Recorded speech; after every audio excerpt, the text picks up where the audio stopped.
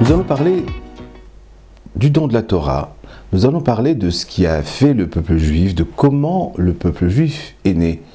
Alors nous savons tous que le peuple juif naît après l'Égypte, sortie d'Égypte, délivrance, la Torah, le mont Sinaï, et puis le peuple juif est formé. Maintenant, une révélation, est-ce qu'il s'agit ici d'une révélation qui a eu lieu ? Ça voudrait dire quoi une révélation ? Ça veut dire que toutes les personnes qui ont précédé n'avaient pas cette connaissance, n'avaient pas ce savoir, n'avaient pas cette clarté de vision des choses, puisque une révélation est là pour ça, par définition. Ça voudrait dire aussi, et c'est très dangereux, que ceux qui n'ont pas cette révélation sont quelque part manquants, sont un peu bébêtes, on va dire. Voilà. Et les choses mènent et peuvent mener justement à des clivages graves, importants, parce que n'importe qui peut avoir des révélations.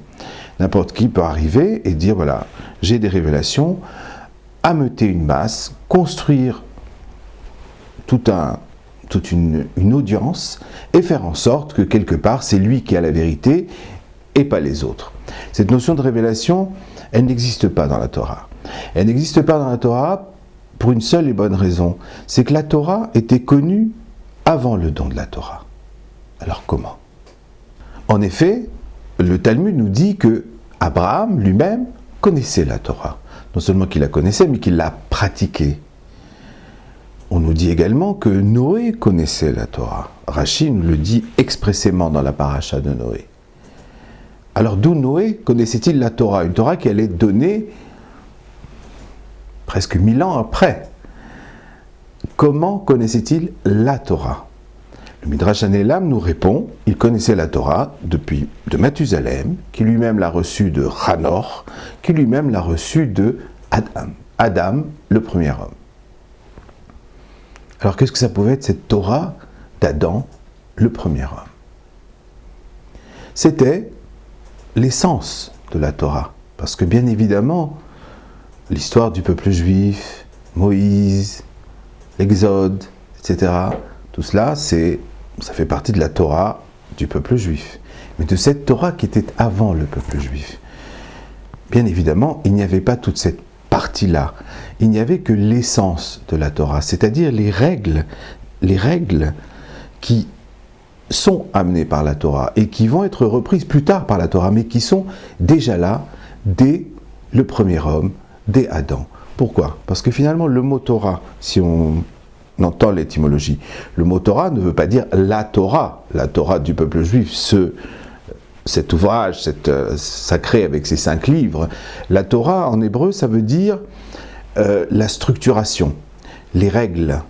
On dit par exemple Torah ta refoua, les règles de la médecine.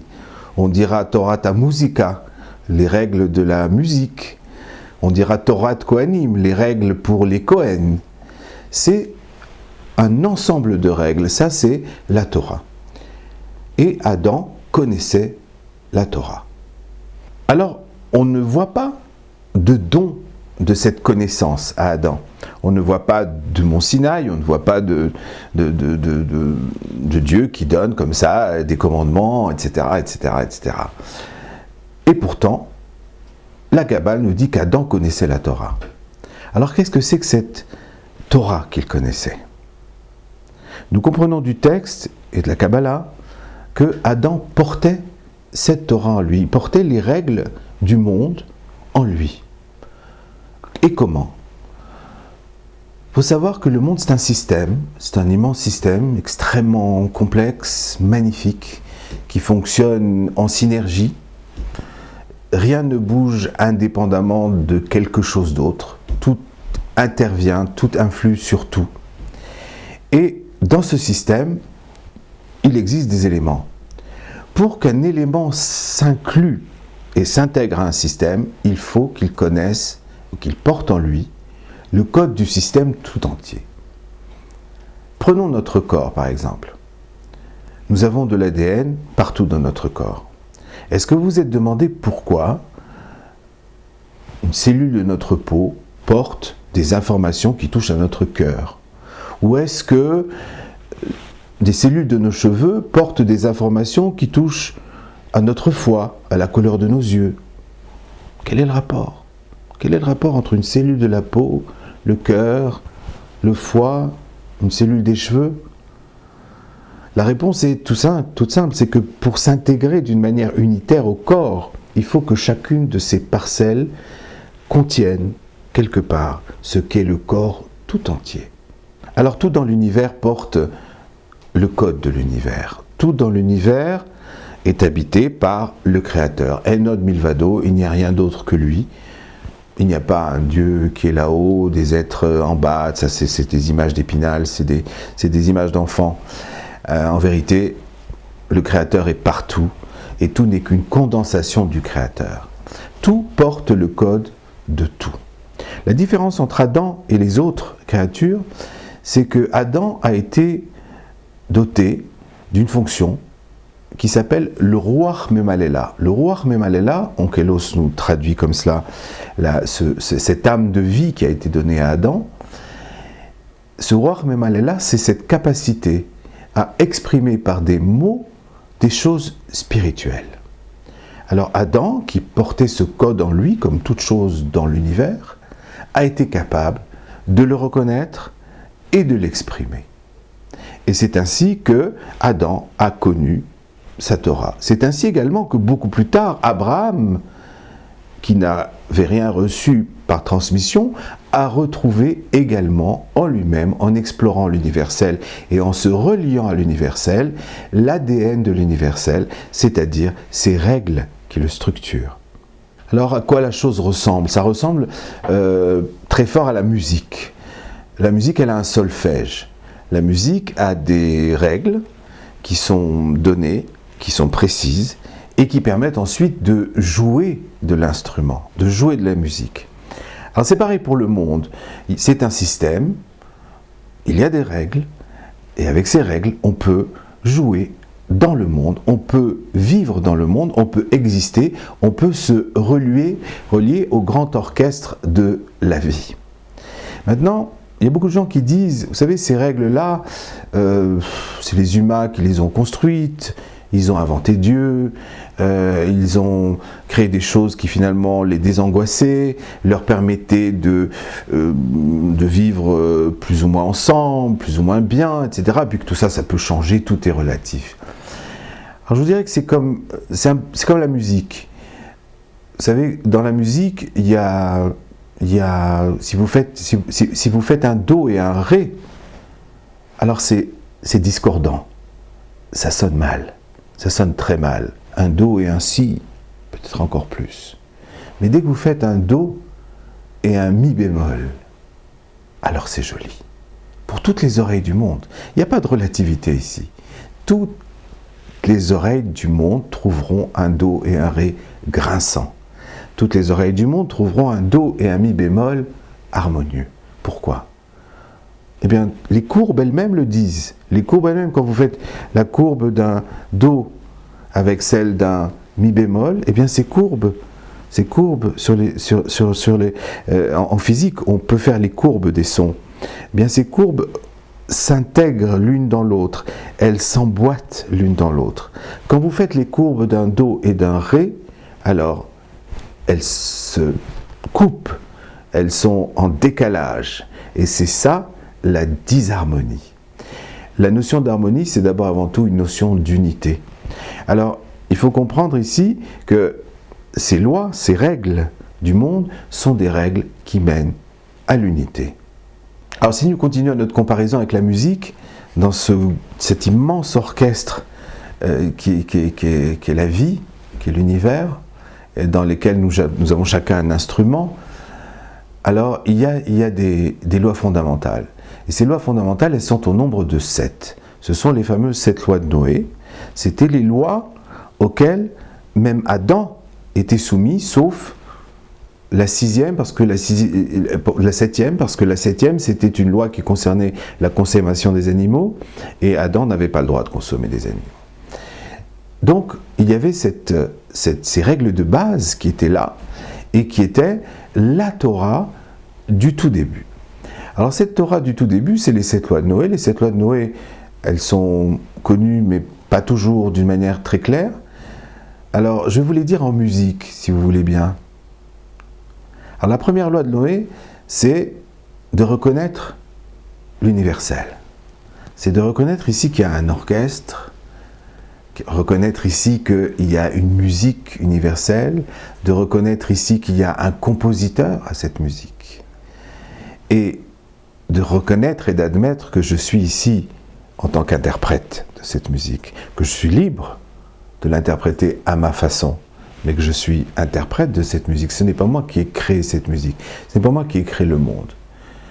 Alors ça, c'est la première chose, se rendre compte de l'unité, donc le monothéisme.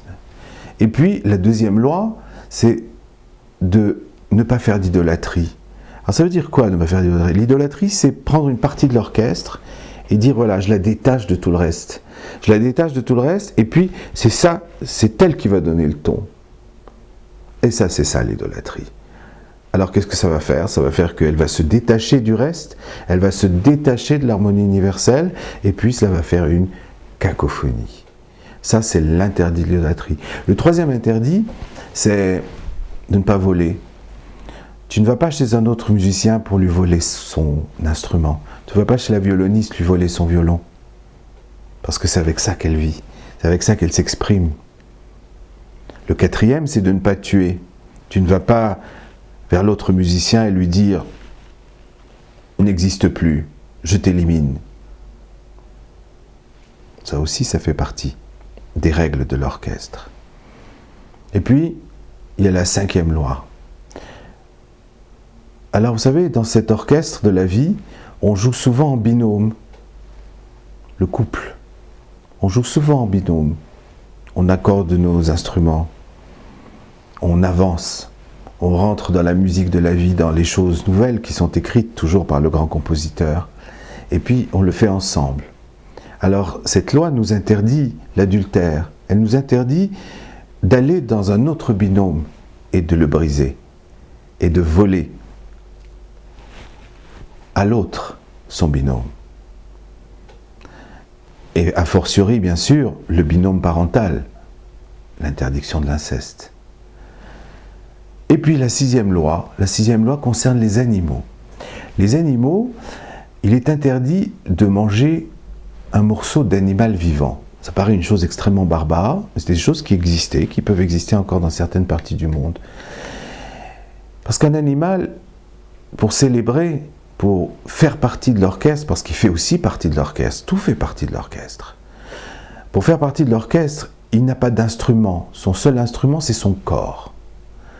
Et lorsqu'on vient à couper une partie de son corps et le laisser vivre comme cela, c'est briser son instrument. C'est porter atteinte à son rôle et à son jeu dans la vie. Et puis la septième loi, c'est celle qui est de se donner des structures juridiques. Alors là, ça sent un petit peu le roussi, là, des structures juridiques, excusez-moi. C'est simple. C'est quand une personne fait des couacs dans l'orchestre, qu'elle joue mal, ou qu'elle attaque un autre musicien. Alors il y a ici une entité qui vient et qui le sort de l'orchestre pour un instant, et qui lui apprend à y revenir, qui lui apprend les règles, à respecter les règles. Ça, c'est la septième loi. Vous voyez qu'on a vu ces 7 lois un peu en musique, comprendre déjà l'orchestre, ne pas s'attacher à des bouts d'orchestre, ne pas voler les instruments des autres, ne pas, évidemment, éliminer les autres, ne pas casser le binôme, les binômes qui sont dans cet orchestre, ne pas attenter aux autres participants de l'orchestre qui ne sont pas des humains, les animaux, puis la nature en général, naturellement. Ça, c'est pas écrit, mais ça s'entend. Et puis, bien évidemment, se donner des structures pour maintenir tout cela. Alors, vous allez me dire, c'est pas toute la Torah. Les 7 lois de Noé, c'est des lois fondamentales qui vont rester et qui sont restées depuis Adam, qui sont les lois qui sont intuitives, puisqu'on les porte en nous, tout comme le reste des règles du monde. Elles sont restées, elles sont les fondements de toutes les législations du monde, pratiquement, sauf les deux premières, parce que là, la croyance a été mise de côté et elle a été laissée au libre choix même de la négation. Mais il y a, à part ces 7 lois de Noé, il y a tout un raffinement. C'est comme à nouveau dans la musique, il faut toujours essayer de prendre une métaphore pour se distancier, pour résoudre un problème. Il faut toujours le transposer et faire en sorte qu'on rentre dans un système plus simple. Alors, on va continuer dans le système de la musique. Eh bien, on peut jouer sur cette note, on peut jouer, les 7 lois de Noé, on peut jouer la vie en se concentrant sur ces choses-là. C'est comme si on jouait avec une flûte, comme ça, avec cette note, et puis on peut jouer de la très très belle musique. La très très belle musique. Et puis, on peut affiner les choses. On peut faire des demi-tons, des quarts de ton. On peut démultiplier. On peut ouvrir toutes ces notes, tout ce système. Alors ça peut devenir à ce moment-là une flûte traversière. Vous voyez qu'ici, qu'il y a des embranchements, il y a des raffinements dans l'orchestre qui viennent, bien c'est pareil également dans nos actions. On peut arriver à un raffinement dans notre relation avec le monde.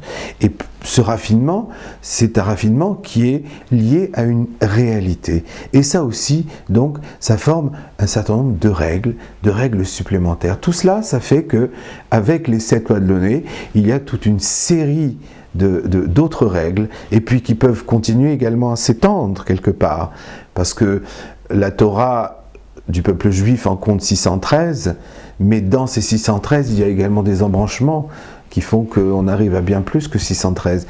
Donc, alors ce qui se passe, c'est que les peuples choisissent parmi tout ce florilège de règles, tout ce florilège de possibilités de relations avec le monde, ils choisissent 7, 10, 15, 20, 50. Comme ça sont nées les religions.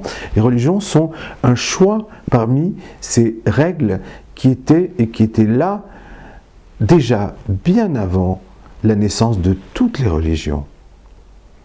Alors que s'est-il passé au mont Sinaï ? Au mont Sinaï, il s'est passé que, alors qu'il n'y avait d'obligatoire que les 7 lois de Noé avant le mont Sinaï, et que toute personne pouvait choisir parmi toutes ces règles, parmi tous ces instruments de vie, le sien, alors, au mont Sinaï, il y a eu une obligation pour une petite partie de l'humanité de respecter un groupe de règles. Ces fameuses 613 lois de la Torah. Un groupe de règles qui contiennent évidemment les 7 lois de base, mais qui en contiennent bien d'autres. Et qui sont effectivement des embranchements, vous savez, comme je vous disais tout à l'heure, dans la musique, il y a des tons, puis il y a des quarts de ton, puis il y a des nuances dans le jeu. Alors ça, c'est la Torah. Alors elle a été donnée au peuple juif comme une obligation. Maintenant, comment? Et c'est ça le mont Sinaï. Avant, ce n'était pas obligatoire. Adam faisait la Torah. Abraham aussi, mais sans obligation. Il n'avait d'obligation, nous dit Maïmonide, que des 7 lois fondamentales. Alors, comment obliger une partie de l'humanité à faire plus que d'autres? Comment obliger un groupe de l'humanité à dire non, toi tu ne vas pas jouer de la flûte de Pan, tu vas jouer de la traversière? Comment obliger? Alors c'est ça toute l'histoire de l'Égypte, c'est toute l'histoire, cette histoire un peu absurde de Joseph qui tombe dans le puits, le peuple juif qui descend en Égypte, qui ensuite, alors que la famine est déjà terminée, continue à rester en Égypte. Elle reste extrêmement longtemps en Égypte, au lieu de revenir à sa terre de Canaan. Pourquoi est-elle restée? Encore une absurdité. Et puis, après, il y a eu ces impôts qui ont été mis par Pharaon, qui ont appauvri le peuple juif, ces impôts particuliers, discriminatoires, et qui ont fait que petit à petit, le peuple juif, ne pouvant plus payer, s'est vendu corps et biens, est devenu esclave. Alors à ce moment-là, l'état d'esclave, c'est un état tout à fait particulier dans la Torah. C'est une appartenance de père en fils, toute génération a un maître. Suivant cette loi, le Créateur vient et dit à ce petit peuple-là qui est là-bas, lui dit, tu as le choix, maintenant tu es esclave. C'est ça tout le sens de l'Égypte. Maintenant tu es esclave. Et tu es esclave d'ailleurs de la matière, parce que l'Égypte était extrêmement enfoncée dans la matière. Tu es esclave de la matière. Alors tu as le choix, soit tu restes esclave de maître humain, soit tu deviens mon serviteur. Et je te rachète. Parce que c'est le seul moyen pour un esclave de se libérer, de se racheter ou d'être racheté. Alors, ceux qui ont dit oui ont suivi, sont sortis d'Égypte. Ceux qui ont dit non sont restés en Égypte. Et la règle, finalement, que donne le nouveau maître, et c'est ça, et c'est au nom de ce rachat, de cette sortie d'Égypte de laquelle il nous a rachetés de notre état d'esclave, qui donne le droit au Créateur, parce que le Créateur est sujet, révèle, respecte les règles de la Torah, respecte le libre arbitre. Alors c'est ce qui a permis finalement, cet état d'esclavage, a permis finalement d'arriver à un état où, de serviteur des hommes, on devient serviteur du Créateur.